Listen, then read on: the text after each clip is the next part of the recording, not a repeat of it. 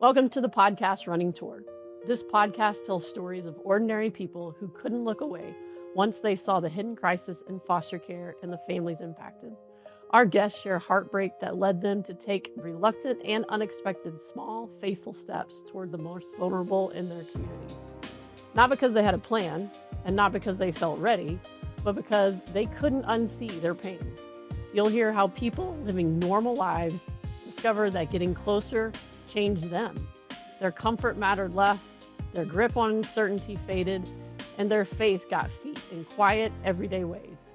Ending the crisis for one or for all isn't a quick fix. It's a long, slow, often messy journey alongside one of the most overlooked and misunderstood groups in our community. Running Toward gives you a front row seat to the hidden crisis in foster care and the families impacted, and to the ordinary people who choose not to look away. Hey, welcome back to the Running Toward podcast. Today we are continuing our series on celebrating the single moms who have stepped into fostering in this month of May for Mother's Day. And today I have one of my really good friends, Rachel, here to talk about her life and her beautiful family of 3 boys plus, and running a ministry, and what it's like to build a community around you, the calling that God gives you. And so today I'm excited to have you. Thanks for joining us. Thanks for having me. Well, let's get started with, tell us about a typical Wednesday in the Russo home. Yeah, a typical How old are your kids? Wednesday. So I have an 8-year-old boy, a 6-year-old boy, a 3-year-old boy, and we are fostering a 6-month-old boy. So it's a little bit rowdy all times. There's never a non-rowdy moment. Actually, this past weekend, 2 of my kids were in other places, and I just had 2 kids, and it did not feel less rowdy.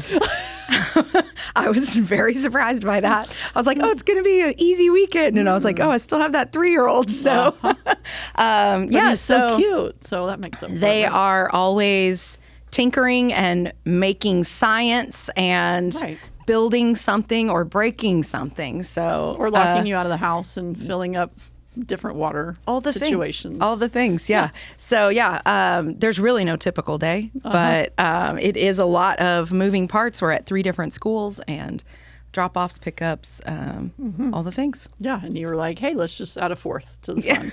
Right? Yeah, it was just on a whim. Yeah. Well, so take me back to before you knew the word foster care, like before that was even a part of the context of your life, kind of what was going on in your life, what were you doing, and then kind of segue into how foster care even became part of the conversation for you. Okay. So I became, growing up, I did not have any frame of reference for foster care. It wasn't like, oh, I thought about this, or I've like watched movies now that I'm like, oh, there was foster care in like all of these movies that I was watching, and I just it was not on my radar. It did not impact me in any way, the idea of foster care, until I was an adult. Like, I think the year I turned 30, and my sister and her husband really wanted to grow their family through adoption, and they chose foster care as a route to pursue. And very quickly, in all the naivety, realized, or I'll say I realized, right? And I believe they would probably say the same thing, but realized, oh, these kids have families, and they need to go back to them, if at all possible. And so just kind of like observing that for about a year. And I just remember like watching that happen. And I said to the Lord, like, I mean, it was wrecking my sister and her husband when these kids would leave, even if it was to go to good situations, they still had no kids in their home, permanently. And I was like, people who don't want to keep kids permanently should be adopting or fostering. Right. Like, there should be more people fostering who are like, I'm okay not keeping kids, and not growing a family. And the Lord very rudely was like, oh, like you? And I was like, oh, well, I like work full time. I'm single. I don't make very much money. I'm, not that available. I don't own my home. Right. All kinds of things that Rational. disqualified me. Yeah, very rational. Yeah. It wasn't, I was not making excuses. It disqualified me. Clearly. And there just kept kind of being like a prompting to check it out. And then a local church in my community was hosting, I don't know if it was an info meeting or actually just starting classes. And I was like, I'm just going to go and check it out.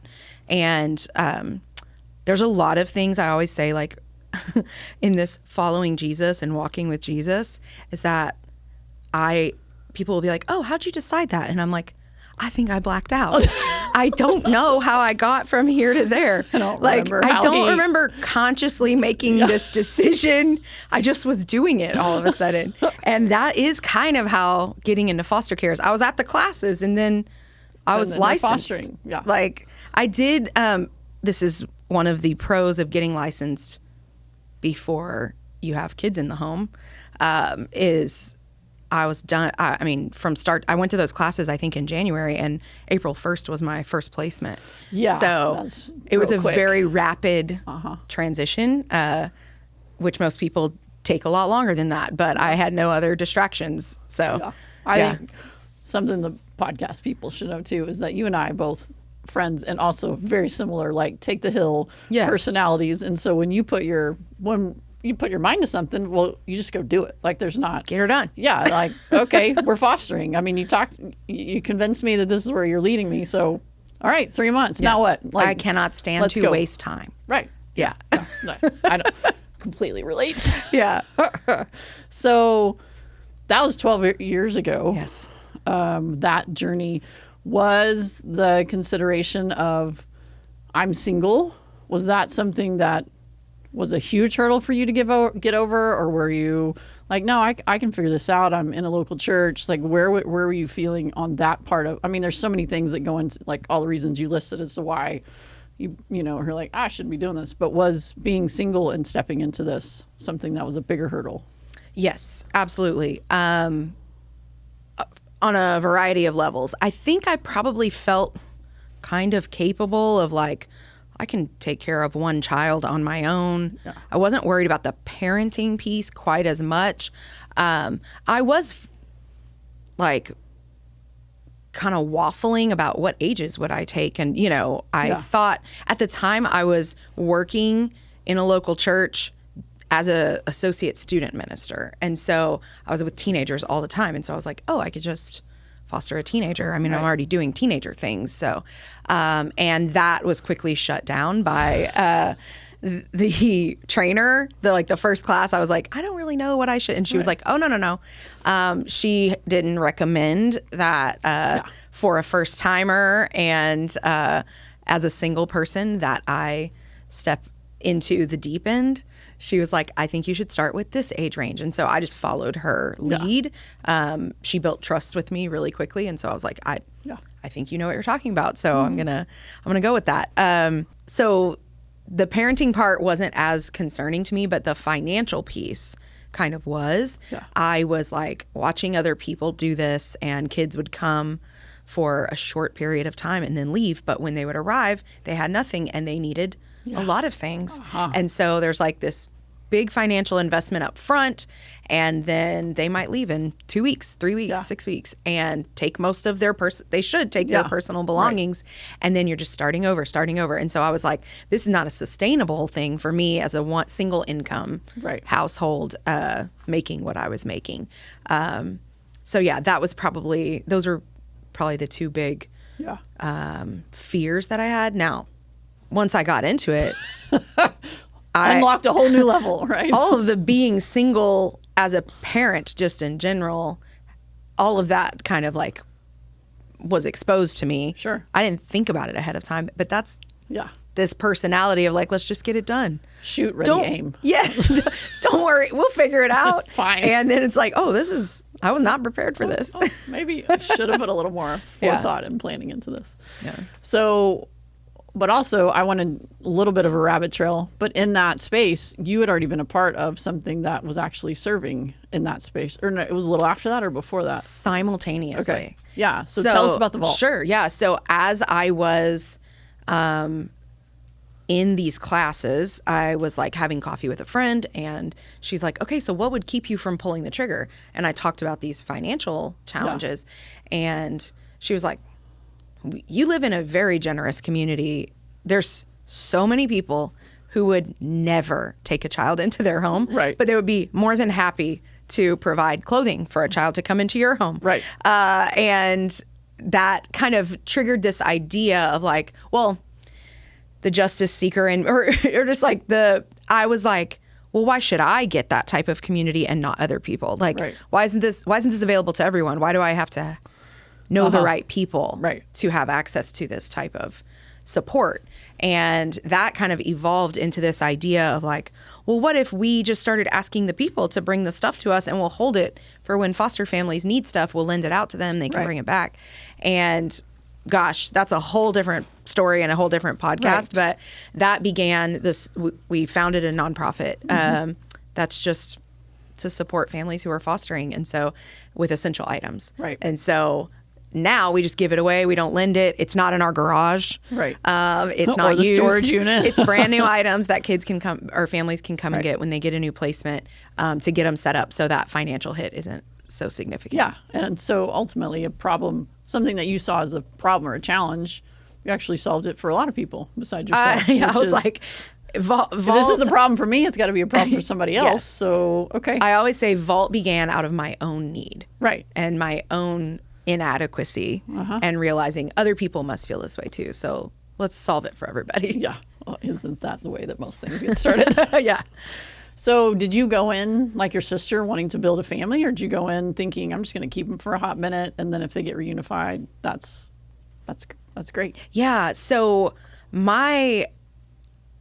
again, there's like this blur of like, I don't know when my my thinking on this shifted really, but when I started fostering, I already had this deep conviction that I want to help families get their kids back. I want to be a part of the support system that makes something whole out of something broken. Yeah. And so obviously the Lord does that work, but could I be a vessel that he would use to do that? And so that was my sole intention. And of course, my hopes and dreams were that every child who comes in my home, because of the support that I will give to the family that they desperately need, that other foster families are not giving, then every one of them will go home and live happily ever after with their families. And I will say my very first placement was by far my most successful and the most beautiful of stories of reunification. Right. And you were like, yes. And I was like, this is it. I did it. Nailed it. This is it, and then from there, I would say less than 50% of the kids that I have fostered. Yeah. The little one we have now is our 15th in 12 years. And so less than 50% have been able to go home. And stay home. But they still have all been able to have some pretty great outcomes. Yeah. So tell me about that first experience, first placement. This is your mindset. I want to reunify. So clearly, I need to meet mom or dad. Yes. And how did that play out at the first visit? Yeah. So it was every time I talk about foster care, I'm like, it was a unique situation. But it's like every single one is so unique. But in this particular situation, I went into the office of the agency that was licensing me to sign my paperwork. And so they were like, okay, thank you for your license. Now you are officially licensed. Then she reaches over and grabs a file and says, and by the way, we have a 10-month-old girl who needs placement tomorrow. She's in another foster home. She's been in care for, it had already been like 6 months. And so she's been in care, and for whatever reason, the other family needs to welcome a different child that's a sibling, and we need to relocate her. And so I was like, well, I just signed up for this. So take the hill. Sure. Let's go. And so this 10-month-old baby girl came to me the next day, and she was the youngest of a sibling group of 6 kids. They were all split up in different places and had been in care for a while. So then they're like, okay, visits are on Tuesday morning, XYZ.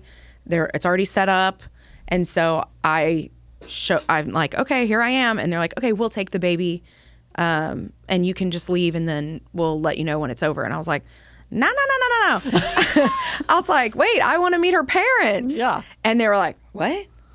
And I would later find out from her mother that they had been begging to find out where are our kids. And they had been asking, can we please meet the people who are taking care of our kids? Yeah. And no one wanted to meet them. And CPS didn't try to facilitate that. Yeah. And so after this whole 6 months of being part of foster care, all of a sudden someone wants to meet them. Right. And if you heard her side of the story, she would say, like, when this transition happened, all of a sudden we started feeling like someone was on our team. Yeah. And they hadn't felt that for the beginning of the case. 'cause And I did very little to make them feel that way. Except other respected them in their give role. them dignity. Yeah. And treat them like they were parents to this child. Yeah. Yeah. Yeah. And I think this, like we've talked about before, I think the system has gotten better. That was, 12 years ago. But it is still a shifting of a mindset of going from I'm taking care of this kid here to they actually have a family and a story before me. And I need to respect that and honor that. And as much as I can be a part of it on some level. So you've talked about faith several times. I know faith was very central to your decision. Did starting to foster, getting into the system, how did that impact your faith? How did that impact your relationship with the Lord? Yeah. How did I answer this on the I don't remember. That's a great question. Let me think. Well, you about wanted that to be a part of redeeming families. Yeah, your first story kind of was like box checked, like this is what I wanted to do. Yeah. And then not so much the rest of them. So did that change your faith or your feelings of how this was going to play? Yeah, I think that I had no clue what I thought I knew what dependence on the Lord looked like pre-foster care. Right. And I had really depended on him in a lot of different ways. But stepping into foster care was just a different layer of understanding how he sees people in general, humans. Yeah. Not my people. Yeah. Not those people. Not, like there's no them or us or just the way he sees his created. I was about to say his creation. Yeah. His people. His image bearers. He has changed a lot in me about and given me significantly different perspective. He also, I say all the time, I do not think that I fully comprehended, nor do I think I do even now, but I comprehend much more what the sacrificial love of Jesus looks like because of the way I've had to actually experience the surrender of giving up a child and fully trusting them to the Lord. And I think a lot of parents would say that. I just think it has a little different layer when it's by choice. Yeah. It's not just a lack of control. It's I chose to step into this space and love you knowing I would lose you. Yeah. As a mom who's done both sides, the foster side and has launched kids, it is very different. There are some similarities in that the goal was always for my kids who have, left our house, off to college, living life. The goal was always for them to do that. And that's part of loving them well, is to launch them well. And then the kids that we fostered, the goal was to love them and help them land wherever they were supposed to be. Both comes with great heartache and joy. I think the difference with foster care is a term that I don't even know who came up with it, but ambiguous loss. So like with my kids, I know where they are. We're still in communication. I still get to cheer them on and walk with them. But with the kids that came and left, I don't know how they're doing. I don't know what their day looks like. I don't know if they're still, in a great spot or they're not in a great spot or they're, I think that's the harder part about foster care is it is very for people who like myself and probably you too like to control things because we can, we're good at that. Like we can figure all the things out. That was what foster care was like. You're really going to have no control and you're not going to know what's going on and you're going to have to trust me. Yeah. And it's been a through line in all of these podcasts of, so I think if people have control issues, you may be ending up fostering because the Lord's going to use it to like. It's a straight shot to dealing with it. Sanctify that thing out of your life. Or at least teach you about it. But yeah. So let's pivot a little bit, but just back to the faith piece of like how your church community played out in all of this, how it was like, what are you doing? How it was like, how can we help? How was it, kind of how was that? How's all that played out over the past 12 years as you journeyed into foster care? Yeah, I definitely, when I first started, there had been families in my church who years prior had maybe adopted through foster care but it was like very isolated kind of events and not in any way a culture or movement of that. When I stepped into it, I think my personality being that of a advocate in general, really started to be like, hey, hello, this is going on, and so I was probably lived a little bit more out loud that process than you invited people maybe people had done in the past. Where this was just a personal choice our family is making. And I was like, hey guys, this is a crisis. And so I'm doing this and like, can you join me? Jesus cares about it. Also, I'm by myself over here. So if you guys could help. And I want to make it clear, I didn't have to do any begging. My church family was right there to say, what do you need? How can we help? This is, we're in this with you. So there was a lot there. Now there continues to be 12 years later, a lot of still misunderstanding about all of it. A child comes and they just assume I've adopted a new child. That's a lot of people are like, oh, you adopted another one. And I'm like, it's foster care. But so there's still a lot, that isn't, it's just not cut and dry. But in general, I could fill a book with stories of how my church family has shown up. In just so many ways. I don't know how much you want me to talk about that because I could just go on and on. I think one of the things that I wanted to communicate even through this podcast was that I watched you do probably one of the best jobs I've ever seen anybody of inviting people in, but not being demanding and needy. Like I think there's a fine line there. And I always felt like you just kind of let out in that where you were able to say, this is what I'm doing. And if you want to be a part of it, here's the ways that you can be a part of it in intelligent ways. Because I think people, and a lot of people, good meaning, they're like, let me know how I can help. Well, that puts the onus on you to then come up, on a Tuesday. Like, other than you did a great job of educating here are buckets that will always exist for foster families that you can be intentional about filling. And here's how, you call me and say, I have Saturday night free. You go, I'm going to take your kids. You go do whatever it is.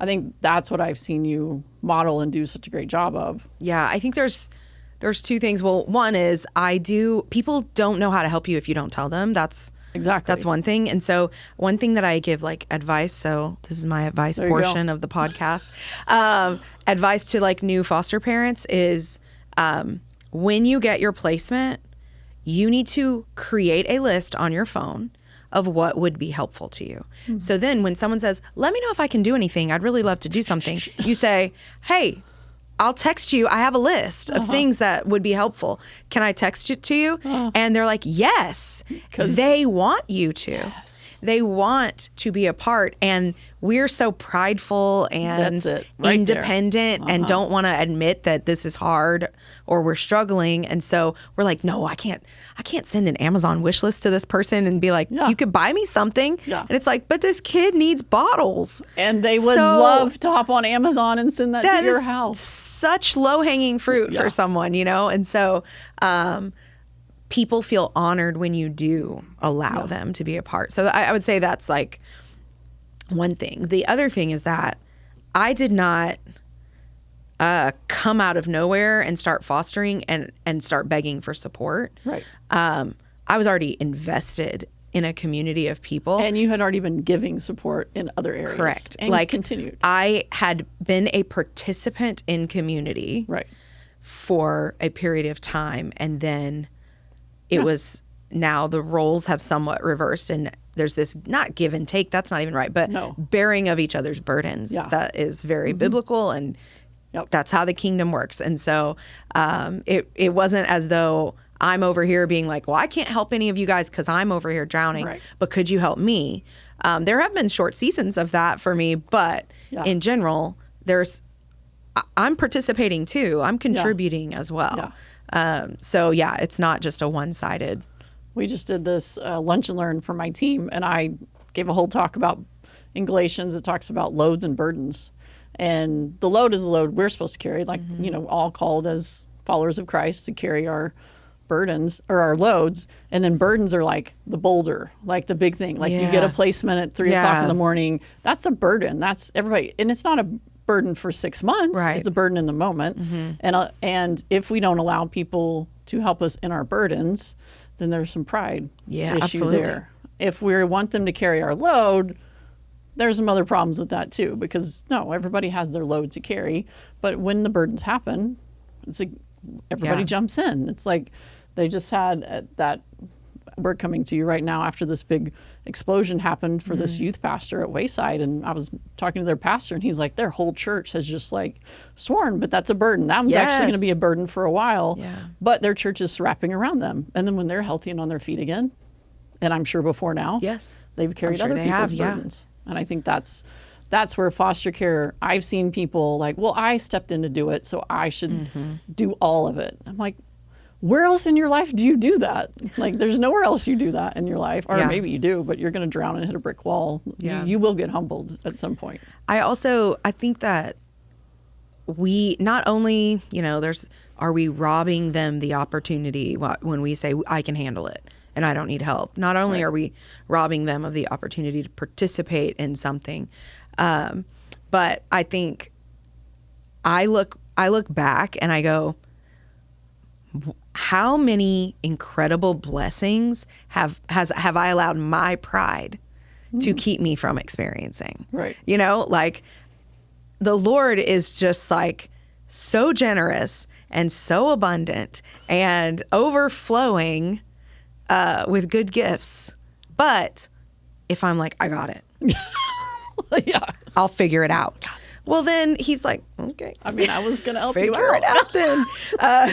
Let's see how this goes. And so, I think there's missed opportunity for others to give. There's also missed opportunities for us to receive. We only want to give because that leaves us on higher ground. We feel more elevated if we're the one reaching down, helping someone else out. Everyone feels great from that position.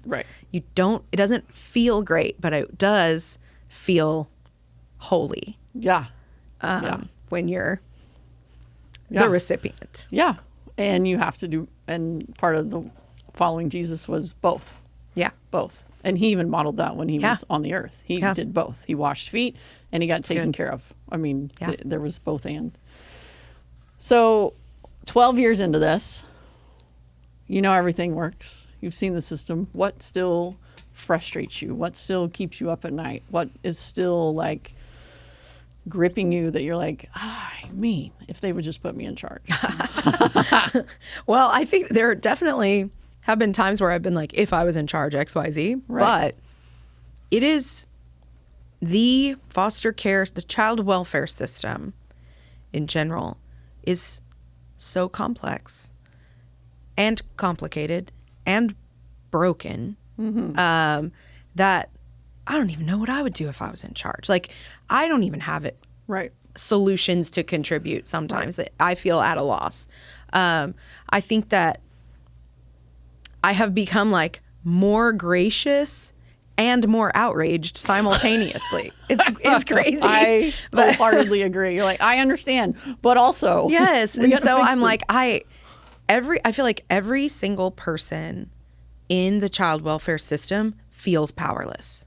Yeah. Like, so it's like, I want to be angry at a caseworker because of the decision they made, or I want to be angry at a bio parent because of their choices, or, you know, different things. And when I try to get over into their shoes, or I have just a real conversation with them, they feel hopeless and powerless in where they're at. And they're like, I feel out of control.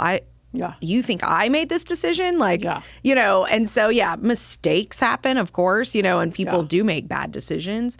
But I just think everyone feels like overwhelmed by it all and powerless. But I do the things that still, 12 years in, I think one of the things I told you before is, not only have I been fostering for 12 years, because that's one thing, but I've like dedicated my life to contributing and improving the foster care system through the nonprofit, right? And so it's like both. It's my job and it's like my calling over here. And so I'm feel like I'm like giving my life to it, you know? Right. And then just my most recent placement, I feel victimized by it. I feel like, you guys, if I can't get traction or movement for this child, I'm trying to advocate. And you know, all the people. All the right people, all the right people to call, all the right things to do, all the right processes, all of that. And he's still being he's being failed. Right. By the system. Right. He has been, and in some ways continues to be, while he's in my care.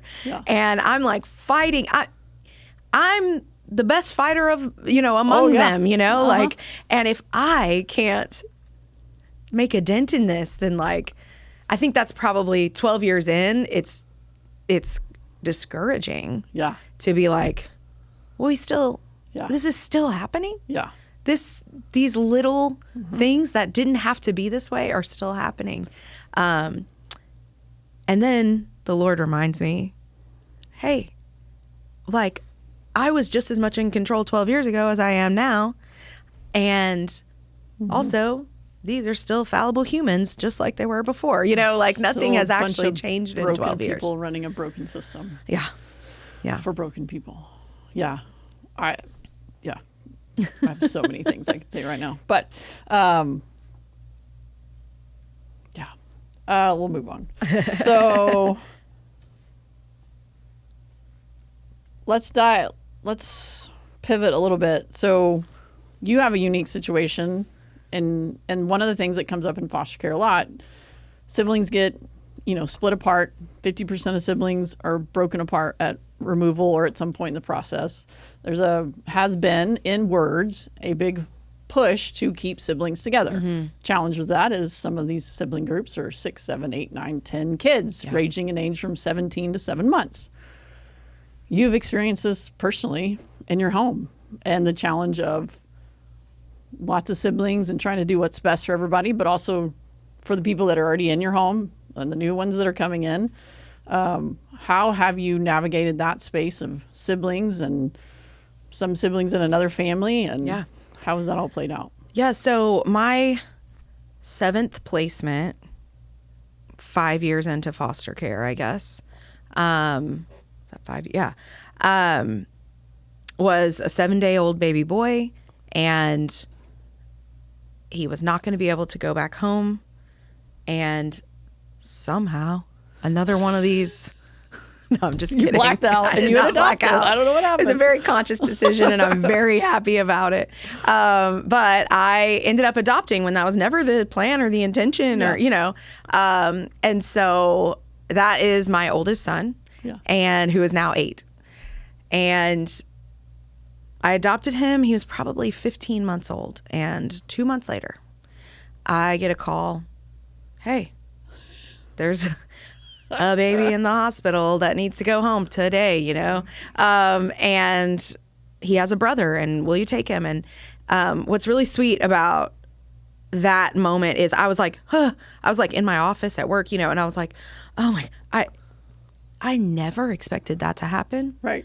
Which is weird because I had been fostering for 5 years, You knew how these and I things should have worked. expected that to happen, but I didn't, and I felt very unprepared.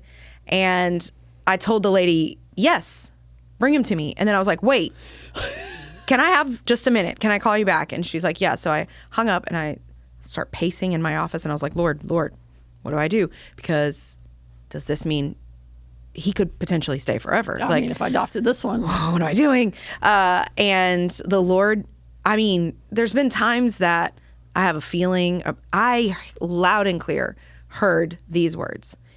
You keep saying yes. You don't know what treasures I have for you. Those are specific words. Yeah. And I was like immediately overcome with like a, just say yes. Yeah. And so I said yes. And that is my second son, who's now 6. And then through some Facebook sleuthing, I luckily, thank God, he allowed me to know in advance, like, this mom is pregnant again. Because that's the only one that I have known in advance. And the call wasn't totally out of the blue. But I had seen her post somewhere that she was pregnant again. And so I was like, I have an infant. Yeah. So when I got the call, my second born son was 8.5 months old. And I got the call that there's a preemie baby in the hospital. That's their brother. I had already spoken to multiple families in advance and said, I don't think I can take this next baby, but I don't want to just lose him to the system. And know where he goes. Right. Yeah. And so these 2 families said, they were licensed foster homes, they were, you know, and they said, we will submit our home studies. And so when I got that call, I was like driving home from the beach, actually, in the summer. And I got the call, there's another one, and he needs to be discharged today. And I said, I can't take placement, but here's 2 names of families that will. And they chose one, and that family has now adopted him. And then 13 months later, there was another one, and they got that call, and they adopted that brother. So then there's 4. And then I like this part of the story because I think it's God kind of reminding and showing off a little bit. But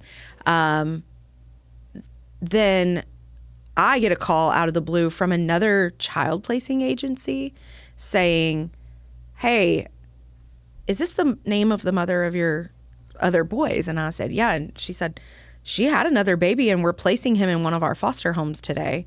But I saw your name on the paperwork. And so again, it's a picture of a system failing because we should have gotten that call first. Yes. He should not have been being placed in another foster home.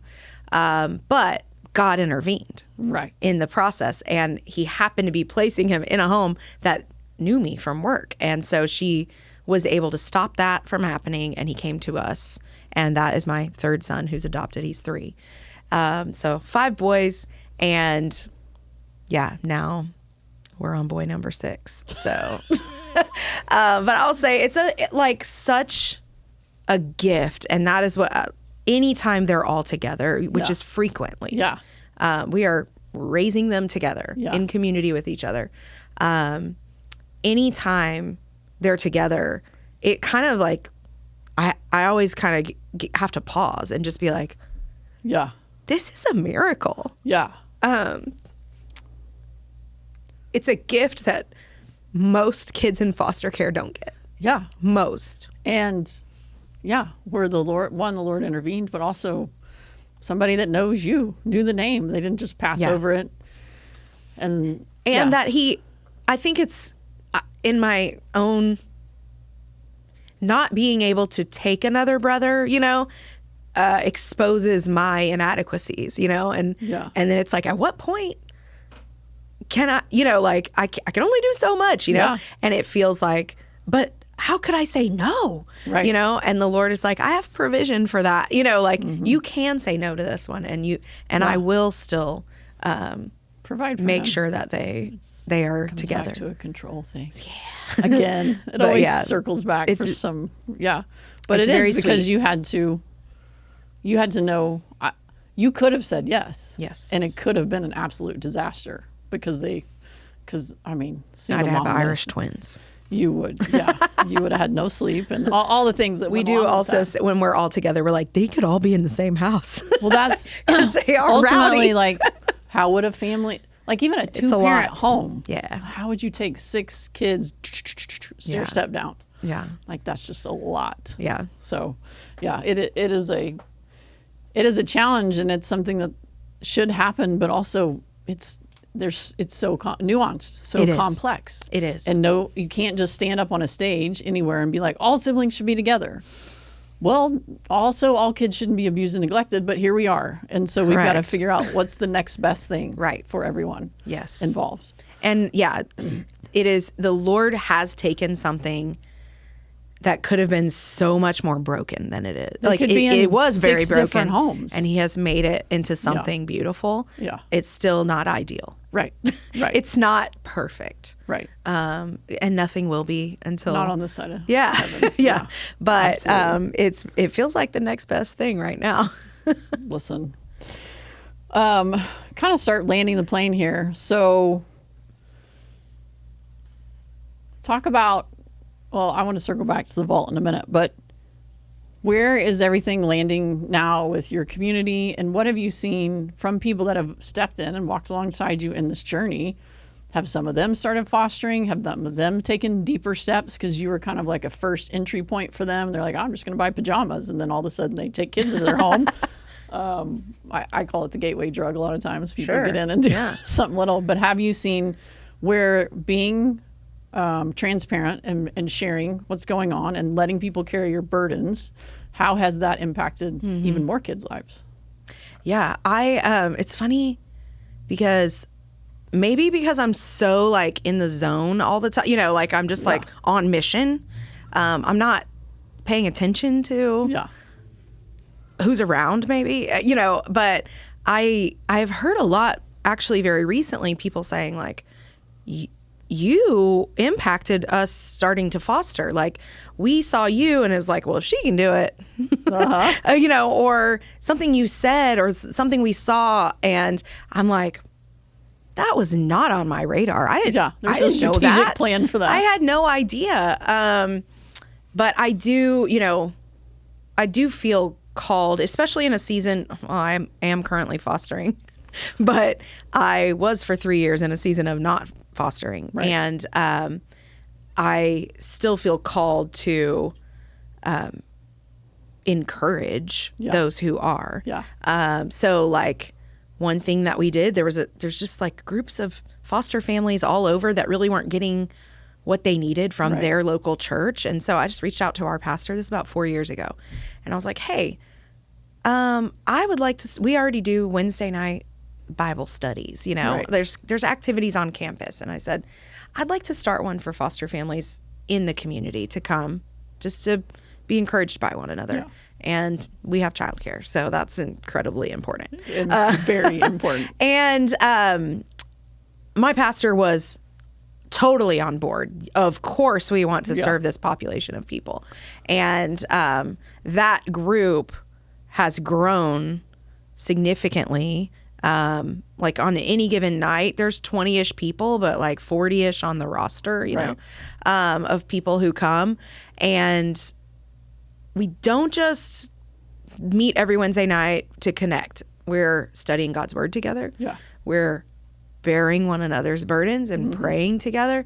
We are socializing. I mean, we just did, one of the members of our group does a big Easter party. And there's easily 100 people at this party because of all of our kids. But like we were standing there just looking around being like, what a gift that these kids are growing up together. Yeah. There was a time when if you were adopted, you felt like the odd man out. Outcast. Yeah. Like nobody else knows this journey that I'm on. And while each experience is unique, we're talking about like 100 kids who all are like, yeah, you're not adopted? Yeah. That's interesting. This is probably not the best joke, but it is the joke in our house where my two that are adopted, I have two biological, two that adopted. My two adopted are like, well, mom and dad chose us. They just got y'all. Yeah, exactly. They didn't get to pick you. They picked us. Yeah, it's true. So yeah, that to be able to see that fruit of like, well, that's just my one. I just put one yes on the table. I'm not especially equipped. I am the least educated person in this room, probably. I have not a lot of resources at my disposal. There's not a lot that I bring to the table except for just like, I'll do it. But that's the thing. That's all the thing that the Lord needs is the yes. And that's what so many people won't give because they're like, okay, wait, I need to get in this season, in this job, in this tax bracket, in this neighborhood, in this family situation before I can say yes to that. I'm going to keep going to the Bible studies and I'm going to become a bulimic Christian because I'm not actually going to do anything. I'm just going to learn about it. And then when this magical time that actually never exists happens, then I'll step in and do something. And that's the people in this space. I mean, I've watched you. There's so many others that have done the most impactful work are the ones that were just like, I mean, it's messy, but yes. Yeah. Like, I don't know what's going on, but yes. Like, you got my yes. Like, my yes is on the table and keep forwarding forward. And that's what we see throughout Scripture. It's never does he like, okay, here's the next 10 years. This is what it's going to look like so you can feel confident about taking this step. Mm-hmm. Yeah, I actually don't. When I look back into like my formation, I feel like there's a lot of things that I was formed to trust God, but not for foster care. Right. Like it's not like, oh, I can look back and see where when this happened, God was equipping me for this. Yeah. Not really. No. It was in the moment, supernatural. Yeah. Here we are, and he shows up. Yeah. And he takes the yes and he makes something out of it. Yeah. Yeah, absolutely. So as you can tell, she has a lot of free time. She doesn't do anything in her life. But to circle back to the Vault, Vault's an amazing organization that I do want people to connect with. So you guys have a website. You just had a big gala. How can people, if they want to be a part of supporting the Vault, how can they connect with you? What do you guys need right now? Yeah, you can visit our website. It's vaultfosteringcommunity.org. And we have a lot of volunteer opportunities. That's the gateway. Yes. We're like, come volunteer. And then you're like, oh, and could you hold these babies while we help the families get their stuff? Or, can you play? We have like a little kids play area, like a sensory gym. And so our volunteers are like, helping kids on the zip line or whatever. And we're like, and also there's foster classes. You could do this. So I'm kidding. Lots of people volunteer who never step into another space. But we absolutely always need volunteers. And we always need money. That's, like any old nonprofit, that's the other. So, but a lot of information can be found on our website about what we do. Perfect. Well, anything else that we didn't say that you want to say? No. We did cover a lot. We're good. We did good. I guess here, I'll let you end this way. If, you can talk to the camera, but talk to the single mom who's considering this, but is 12 years ago, a little scared, has all her rational reasons as to why she shouldn't be doing this, but she feels that pull, that burden of like, I'm supposed to be doing more. Yeah. I would definitely tell her probably the same thing that the Lord said to me, like, you don't know what treasures the Lord has for you. Everyone cries on this part. Huh? Everyone. You can't comprehend what the Lord's going to do with this yes. So that's, she 12 years later has no regrets. And I would do it all over exactly the same way. Yeah. Perfect. Well, thank you guys for listening to the Running Toward podcast. I hope you connect with the Vault Fostering community. I hope you find a way to support the single mom in your community that's in this space, or step into it yourself. And so keep tuning in. We have a couple more to go in this month of May as we celebrate the single moms. Thanks for joining us.